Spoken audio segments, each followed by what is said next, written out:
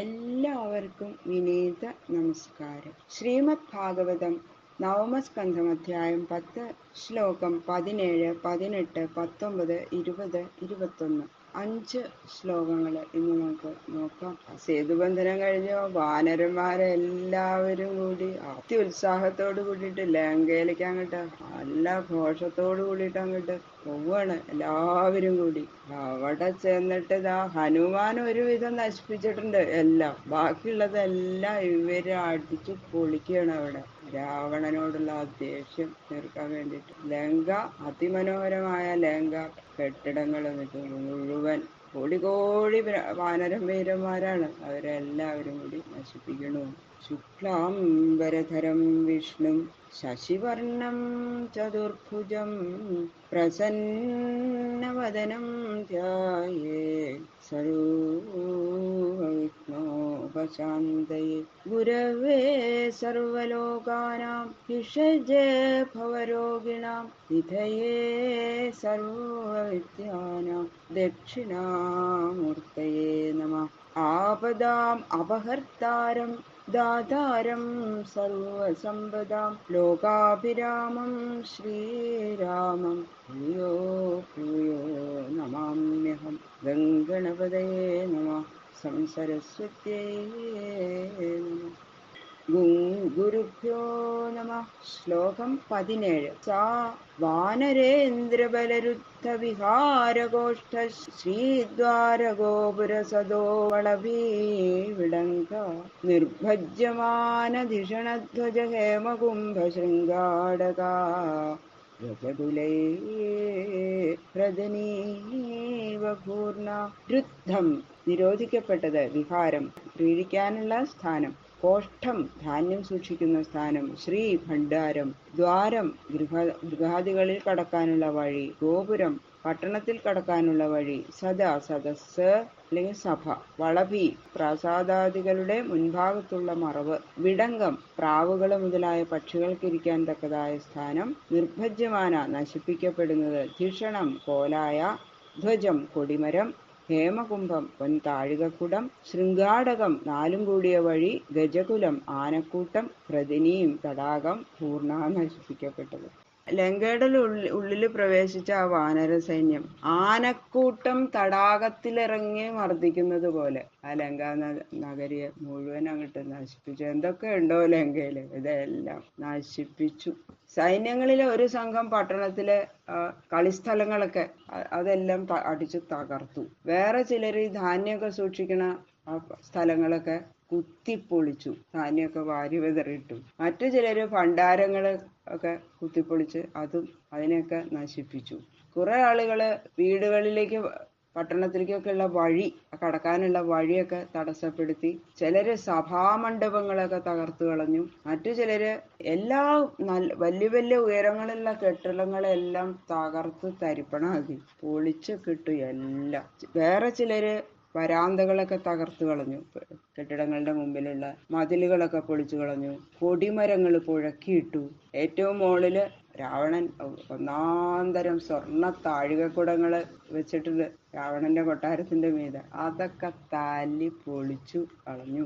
എന്തിനു പറയണു, ആ ലങ്കാനഗരി മുഴുവനും നശിപ്പിച്ച് ഒരു തരത്തിലും അതിന്റെ ഒരു ഗുണം എല്ലാം എന്തിനു പറയണു, ലങ്കാപുരി മുഴുവനും അങ്ങോട്ട് നശിപ്പിച്ചു കളഞ്ഞു. അത്രയും മനോഹരമായിട്ടുള്ള ഒരുവിധം ഹനുമാനെല്ലാം നശിപ്പിച്ചു കളഞ്ഞിട്ടുണ്ട്. ബാക്കിയുള്ളതൊക്കെ ഈ വാനരന്മാരും തകർത്തു.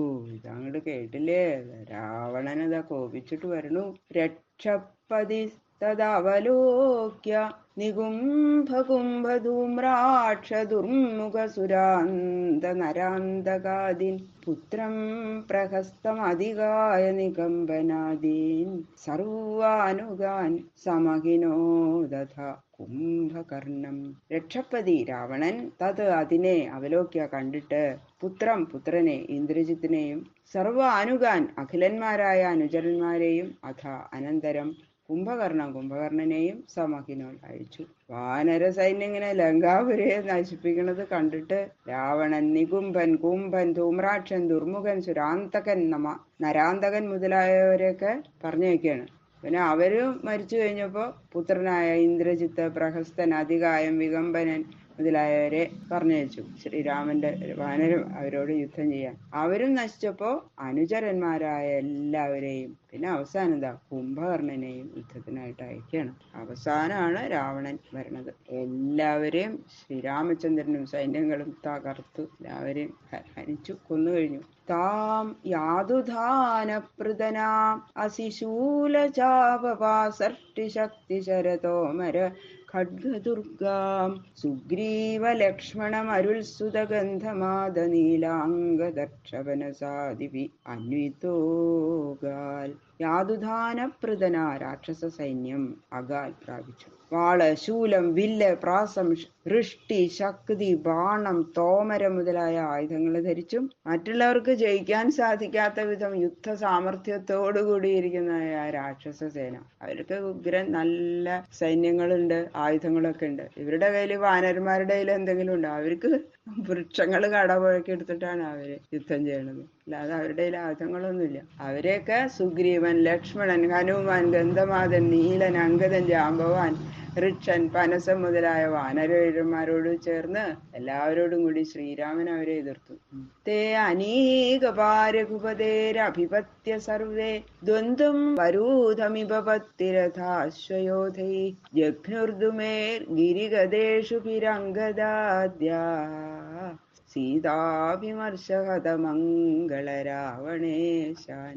രഘുപതിയുടെ തേ അംഗദാദ്യ അനേകപാഹ, ആ അംഗദൻ മുതലായ സൈന്യാധിപന്മാർ, സർവേ സർവരും, അഭിപത്തിച്ചിട്ട്, ഇവഭത്തിരഥാശ്വയോധേ ആന, കാലാള, തേര, കുതിര മുതലായ ഭടന്മാരോടുകൂടിയ വരൂഥം സൈന്യത്തെ, ദ്വന്ദ്വം ഇരട്ടിപ്പായി, ദ്രുമൈ വൃക്ഷങ്ങൾ കൊണ്ടും, ഗിരിഗതേഷുഭി പർവ്വതങ്ങളെ, ഗതകള്, ബാണങ്ങളെ ഇവ കൊണ്ടും, സീതാഭിമർശഹത മംഗള രാവണേശാൻ, സീതയെ സ്പർശിച്ചതുകൊണ്ട് നശിച്ചിരിക്കുന്ന മംഗളത്തോടുകൂടിയ രാവണനാകുന്ന സ്വാമിയോടുകൂടിയവരെ ജഘ്നു ഹനിച്ചു. രാഘവന്റെ സൈന്യാധിപന്മാരായ അംഗദം മുതലായവര് സർവമംഗളത്തോടുകൂടിയ സീതാദേവിയെ സ്പർശിച്ചതോട് ശ്രീ രാഘവന്റെ സൈന്യാധിപരന്മായ അംഗദം മുതലായവര് രാവണനെ എതിരിട്ടു.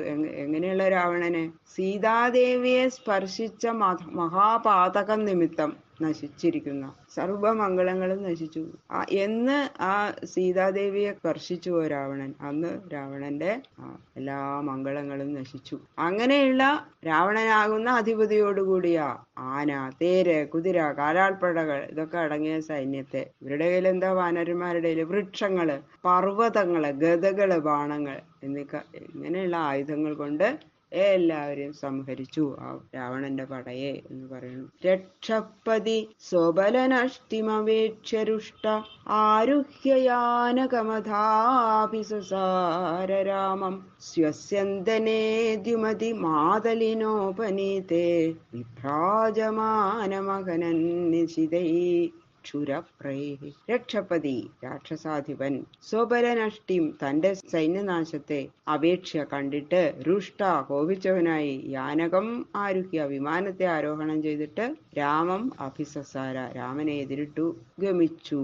അഥ അനന്തരം മാതലിയാൽ ഉപനീതെ സമീപത്തു കൊണ്ടുവരപ്പെട്ടതും ദ്യുമതി ശോഭയുള്ളതുമായ സ്വസ്യന്തനെ സ്വർഗത്തിൽ നിന്ന് വന്ന രഥത്തിൽ വിഭ്രാജമാനം ഏറ്റവും ശോഭിക്കുന്ന ശ്രീരാമനെ നിശിതൈ ക്ഷുരപ്രേഹി ഏറ്റവും മൂർച്ചയുള്ള ധാരകളോടുകൂടിയ ശരങ്ങളാൽ ആഹനൻ ഹനിച്ചു. തന്റെ സൈന്യങ്ങളെല്ലാം നശിക്കുന്നത് കണ്ടില്ലേ, കോപിച്ചങ്ങോട്ട് വരണ്ടു രാവണൻ.